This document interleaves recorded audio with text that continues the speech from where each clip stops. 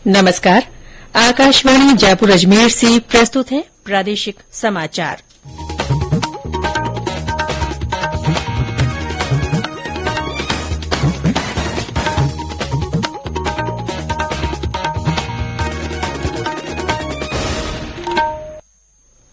समाचारों के साथ मैं रितिका गुप्ता। प्रधानमंत्री नरेन्द्र मोदी आज मिस्र के राष्ट्रपति अब्देल फतेह अल सीसी के साथ शिष्टमंडल स्तर की वार्ता करेंगे। दोनों देशों के बीच कई समझौतों पर हस्ताक्षर किए जाने की संभावना है। श्री मोदी ने कहा कि वे भारत और मिस्र की सभ्यतागत और बहुआयामी साझेदारी को गति प्रदान करने के लिए राष्ट्रपति सीसी और मिस्र सरकार के वरिष्ठ सदस्यों के साथ चर्चा के लिए उत्सुक हैं। मिस्र के राष्ट्रपति अब्देल फतेह अल सीसी के निमंत्रण पर 2 दिन की यात्रा पर गए प्रधानमंत्री काहिरा में हकीम मस्जिद और हेलियोपोलिस युद्ध स्मारक जाएंगे।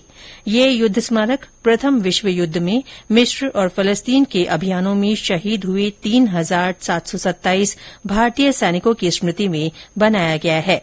1997 के बाद किसी भारतीय प्रधानमंत्री की ये पहली मिस्र यात्रा है। श्री मोदी ने भारत मिस्र संबंधों को सुदृढ़ बनाने में भारतीय समुदाय के योगदान की सराहना की है। एक ट्वीट में उन्होंने कहा कि उनका समर्थन और स्नेह ही दोनों देशों के संबंधों का आधार है। प्रधानमंत्री नरेन्द्र मोदी ने आपातकाल का विरोध करने वाले हिम्मती लोगों और देश की लोकतांत्रिक भावना को मजबूत करने के लिए अथक प्रयास करने वालों को श्रद्धांजलि अर्पित की है। आज उन्होंने एक ट्वीट में आपातकाल को देश के इतिहास में काला अध्याय बताते हुए कहा कि आपातकाल भारतीय संविधान में निहित मूल्यों के विपरीत है और इसे कभी भूला नहीं जा सकता। सूचना और प्रसारण मंत्री अनुराग सिंह ठाकुर ने वर्ष 1975 में आज के दिन देश में आपातकाल लागू किए जाने को लेकर कांग्रेस की आलोचना की है। एक ट्वीट में उन्होंने कहा कि आपातकाल भारतीय लोकतंत्र पर काले धब्बे की तरह है। श्री ठाकुर ने कहा कि आपातकाल में लाखों निर्दोष लोगों को जेल भेज दिया गया। इस दौरान प्रेस की आजादी और अभिव्यक्ति की स्वतंत्रता पर भी रोक लगी रही। श्री ठाकुर ने आपातकाल के खिलाफ अपनी आवाज बुलंद करने वालों को याद किया। गौरतलब है कि आज ही के दिन 1975 में तत्कालीन सरकार के निर्देश पर भारत में आपातकाल लागू किया गया था। केंद्रीय वाणिज्य और उद्योग मंत्री पीयूष गोयल आज जयपुर में विभिन्न कार्यक्रमों में भाग ले रहे हैं। भाजपा के महाजनसंपर्क अभियान के तहत उन्होंने सांगानेर हैंड प्रिंटिंग ट्रेडर्स और पेपर उत्पादकों से संवाद किया। इस अवसर पर केंद्रीय मंत्री ने प्रदेश की कांग्रेस सरकार पर निशाना साधते हुए कहा कि राजस्थान में महिला अत्याचार और भ्रष्टाचार के मामले लगातार बढ़े हैं। श्री गोयल ने केंद्र की मोदी सरकार के 9 साल के कार्यकाल को अभूतपूर्व बताते हुए कहा कि वर्तमान सरकार सेवा, सुशासन और गरीब कल्याण को समर्पित है।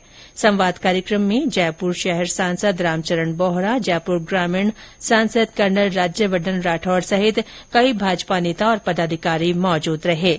श्री गोयल का आज महिला उद्यमियों के साथ संवाद का कार्यक्रम है। इसके अलावा श्री गोयल कई अन्य कार्यक्रमों में भी शामिल होंगे। उपराष्ट्रीय पल्स पोलियो अभियान के तहत आज प्रदेश के 23 जिलों में 5 साल तक के बच्चों को पोलियो रोधी दवा पिलाई जा रही है। स्वास्थ्य मंत्री परसादीलाल मीणा ने दौसा के मंडावरी से बच्चों को पोलियो की खुराक पिलाकर राज्य में अभियान का शुभारंभ किया। 3 दिवसीय अभियान के दौरान 86 लाख से अधिक बच्चों को 2 बूंद जिंदगी देने का लक्ष्य रखा गया है। इसके लिए अस्पतालों, आंगनबाड़ी केंद्रों और स्कूलों के साथ ही रेलवे स्टेशनों, बस स्टैंडों और बाजारों में बूथ बनाए गए हैं। राज्यभर में 66,700 से अधिक टीमें गठित की गई हैं। वहीं 42,000 से अधिक पोलियो बूथ स्थापित किए गए हैं।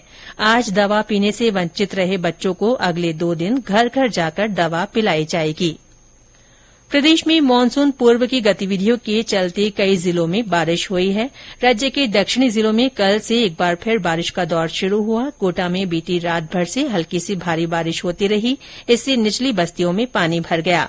बारिश के कारण दिल्ली मुंबई रेल लाइन क्षतिग्रस्त हो गई। इससे पटना अहमदाबाद और दिल्ली मुंबई गाड़ियों का संचालन प्रभावित हुआ। जिले के नदी नालों में पानी की आवक बढ़ने से प्रशासन सतर्क हो गया है। बूंदी, झालावाड़, बारां, भीलवाड़ा और आसपास के इलाकों में बारिश का दौर बना हुआ है। विभाग के जयपुर केन्द्र के निदेशक राधेश्याम शर्मा ने आकाशवाणी को बताया कि आगामी सप्ताह के दौरान मानसून के प्रदेश में दस्तक देने की उम्मीद है। इसके साथ ही प्रादेशिक समाचार बुलेटिन समाप्त हुआ। नमस्कार।